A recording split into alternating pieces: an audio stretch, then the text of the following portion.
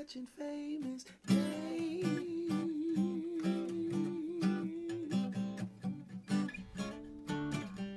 on YouTube.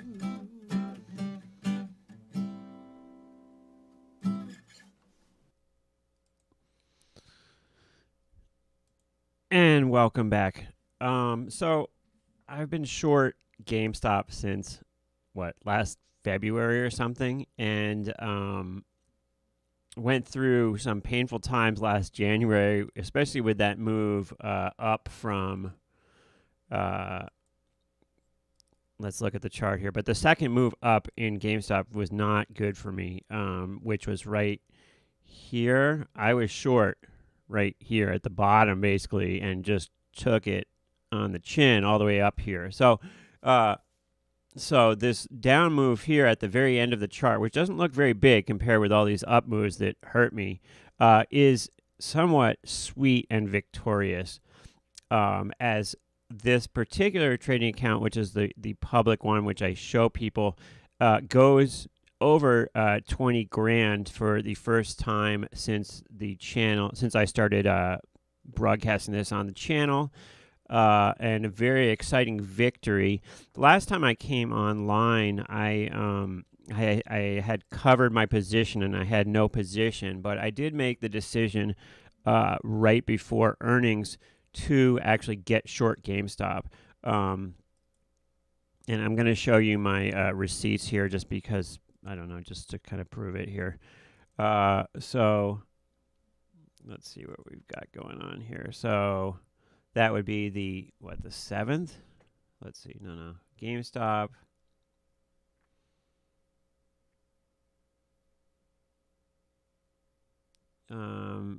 Here, it's right here. The 8th, you can see me buying 10 put spreads here. You can see me buying 10 condors here, and you can see me buying more put spreads here, and there are 7 put spreads, etc. So here I got short GameStop ahead of earnings here. Earnings being after the close on the 8th. This is the 8th. You can see the date. Anyway, so I came out short, and of course earnings came out and the stock tanked, but we didn't really know.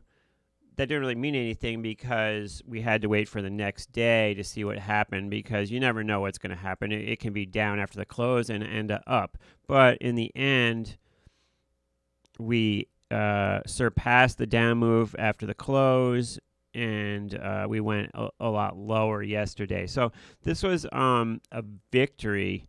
And I want to use this opportunity to discuss when you make money in trading. Now, I was taught long ago to, we used to have this chocolate bar in the U.S. called the $100,000 bar. So I was taught long ago, when you make money trading, to go buy yourself a $100,000 bar and keep your mouth shut. And this is my message today for people, is that nobody cares when you make money, right? It's much more classy just to keep your mouth shut. It's exciting to you, but it's not going to be as exciting to anybody else in the world, because they're not making money, and it's going to cause them to be aggravated with you.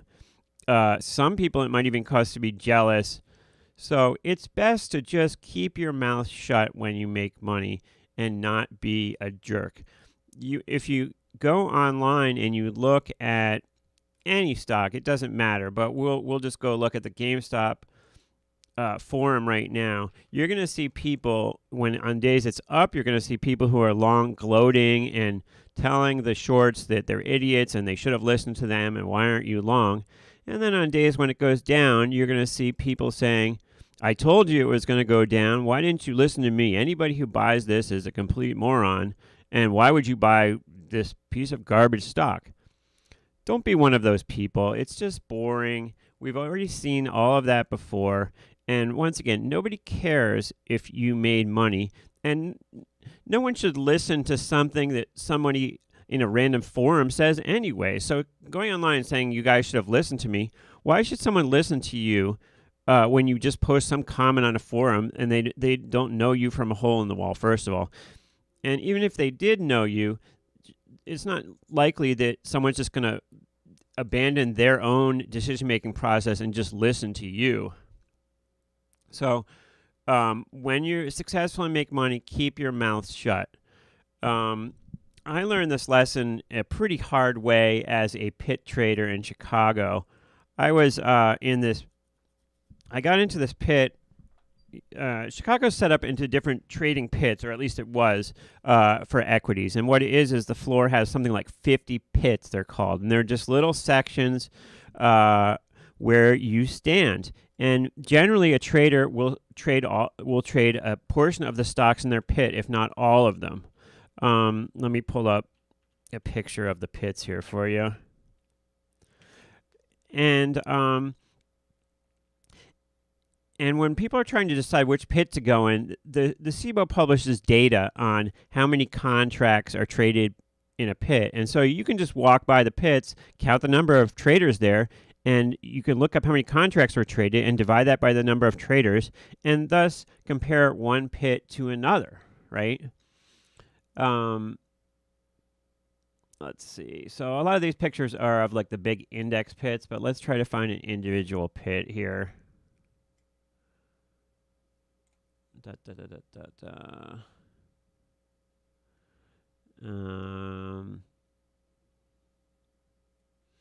So let's see.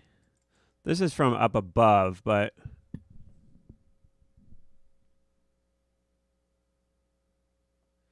this is from up above. Let me get out of the way. But this is an individual pit, and it's actually converted kind of after the heyday of things, and everybody's actually in this one sitting down. They've like kind of installed desks in front of the pit, and that's kind of at the more the end of the line for SIBO. But these are individual. That's one individual pit there. Here is a view from the top, and you can see several individual pits. But essentially, people stand there and trade, and you pick a pit and you stand there, and that's your home, and you trade the stocks in that pit for a certain amount of time. And I ended up going into a pit that was notorious for people not being able to break in. Now, breaking in is the process of when you first arrive at a pit, and there's a hierarchy usually.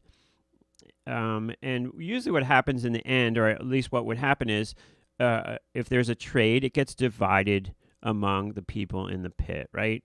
There was something called the DPM, which was like a company that sort of led the pit and was responsible for the pit. And those guys usually would get a higher percentage than everybody else and would stand at the front, and then everybody else would get sort of an equal percentage. However, when you first try to start in a pit, people are going to try to push you out. They're going to try to intimidate you. They're going to try to work together against you, and so it's a fight. Now, I'm not going to get into that whole process of the fight, but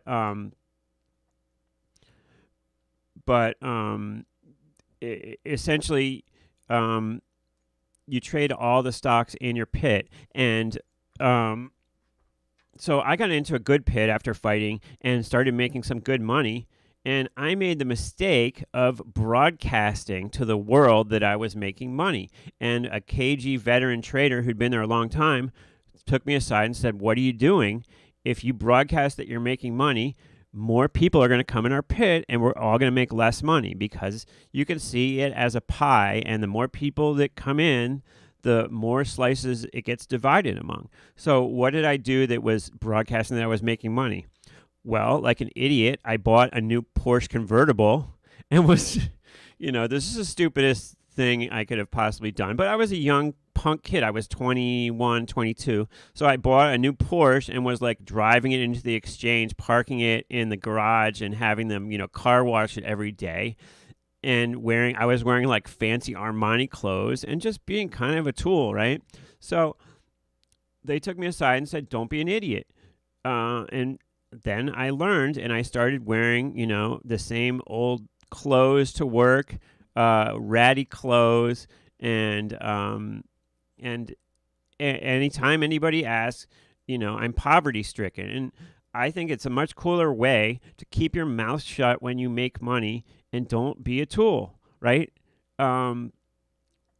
So it's nice it's nice that things worked out for the position yesterday, but I don't want to focus on that.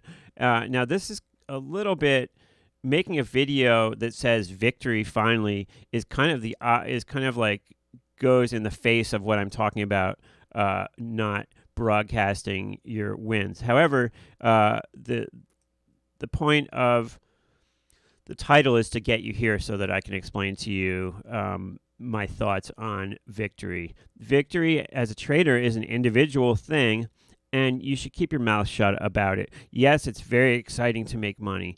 It's one of the most exciting things ever, but other people aren't going to share in your excitement. That's part of the difficulty of being a trader is when you lose money, other people don't feel it. When you make money, other people don't feel it. My friend Bob, who has a bunch of famous sayings, one of the sayings was, if you aren't too upset, what does he say? If you aren't too excited when you make money, you won't be too bummed when you lose it. So keep everything on an even keel. Keep your mouth shut when you make money. Nobody cares. And go on with your day. So with that said, you folks too go on with your day. Current position, I still haven't covered my position pretty much at all. If we look at the delta here right before the open, it shows me currently short 100 deltas. I did sell like one put spread yesterday, but the position I have right now, GameStop, is I am long 35 of the Feb 75-65 put spreads, and I am short 8 of the 30-20 put spreads and 1 of the 35-25 put spreads. So still short here, hanging out. We are well off the lows. The low yesterday was 151 and change. Now we're 158. So we'll see where we go from here. But it has been a victorious couple weeks, and I thank everybody who's supported me and continues to watch the channel for your kind words and for backing me up. It's fun to have this channel and talk about trading regardless of results, but when you actually make money, it's even more fun. It's funny how people, if you lose money, if you make a trade and you lose money and you make a YouTube video about it, people will actually unsubscribe from your channel because you lost money. And if you make money, people actually will subscribe to your channel, which is, I think that's stupid because in reality, you're the same person whether you make or lose money. So, but that's just kind of the way it is. And thus, these channels that have come out that are saying like just exactly what people want to hear, which for the most case lately has been that AMC and GME are going straight to the moon and you're going to make $1 zillion. That's what everyone wants to hear. Those channels have done much better than mine, which is more realistic about trading. But that's just the way it is. I can't be anybody else but myself, and I would rather be genuine than have 1 million subscribers.